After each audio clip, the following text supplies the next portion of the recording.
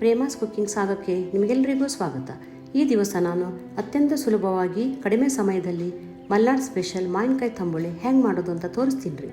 ತಂಪಾದ ಈ ತಂಬುಳಿ ಬಾಯಿಗೆ ರುಚಿ, ದೇಹಕ್ಕೂ ಹಿತ.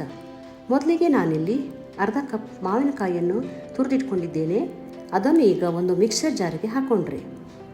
ನಂತರ ಅದಕ್ಕೆ 1.25 ಕಪ್ ಕಾಯಿ ತುರಿ, 2 ಹಸಿಮೆಣಸಿನಕಾಯಿ, ಅರ್ಧ ಟೀ ಸ್ಪೂನ್ ಜೀರಿಗೆ, ತುರಿದ ಹಸಿ ಶುಂಠಿ 1 ಇಂಚು, ಸ್ವಲ್ಪ ಕೊತ್ತಂಬರಿ ಸೊಪ್ಪು, ರುಚಿಗೆ ತಕ್ಕಷ್ಟು ಉಪ್ಪು. ನಂತರ ಅದಕ್ಕೆ ಅರ್ಧ ಕಪ್ ನೀರು ಸೇರಿಸಿ ನುಣ್ಣಗೆ ರುಬ್ಬಿಕೊಳ್ಳೋಣ್ರಿ. ಪುನಃ ಇದಕ್ಕೆ ಅರ್ಧ ಕಪ್ ಮೊಸರು ಸೇರಿಸಿ ಮತ್ತೆ ರುಬ್ಬೋಣ. ರುಬ್ಬಿದ ಈ ಮಿಶ್ರಣವನ್ನು ಒಂದು ಪಾತ್ರೆಗೆ ಹಾಕಿ ಇದಕ್ಕೆ ಎಷ್ಟು ಬೇಕೋ ಅಷ್ಟು ನೀರು ಸೇರಿಸೋಣ. ಈ ತಂಬುಳಿ ಗಟ್ಟಿಯೂ ಇರಬಾರ್ದು, ನೀರೂ ಇರಬಾರ್ದು ರೀ.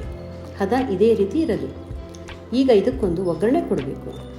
ಒಗ್ಗರಣೆಗೆ 2 ಟೇಬಲ್ ಸ್ಪೂನ್ ಎಣ್ಣೆ, ಅರ್ಧ ಟೀ ಸ್ಪೂನ್ ಸಾಸಿವೆ, ಅರ್ಧ ಟೀ ಸ್ಪೂನ್ ಜೀರಿಗೆ, ಸ್ವಲ್ಪ ಇಂಗು, ಆಮೇಲೆ ಮಸಾಲೆ ಮೆಣಸಿನ್ಕಾಯಿ 4.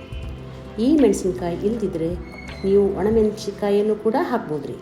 ನಂತರ 1 ಎಸಳು ಕರಿಬೇವಿನ ಸೊಪ್ಪನ್ನು ಹಾಕೋಣ. ಈಗ ಗಮ್ ಅಂತ ಒಗ್ಗರಣೆ ರೆಡಿಯಾಗಿದೆ.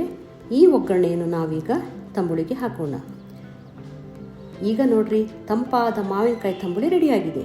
ಬಿಸಿ ಬಿಸಿ ಅನ್ನದೊಂದಿಗೆ ಈ ತಂಬುಳಿ ಹಾಕ್ಕೊಂಡು ಒಂದು ಹಪ್ಪಳ, ಮಿಡಿ ಉಪ್ಪಿನಕಾಯಿ ನೆಂಚಿಕೊಂಡ್ರೆ ಆಹಾ, ರುಚಿಯೋ ರುಚಿ.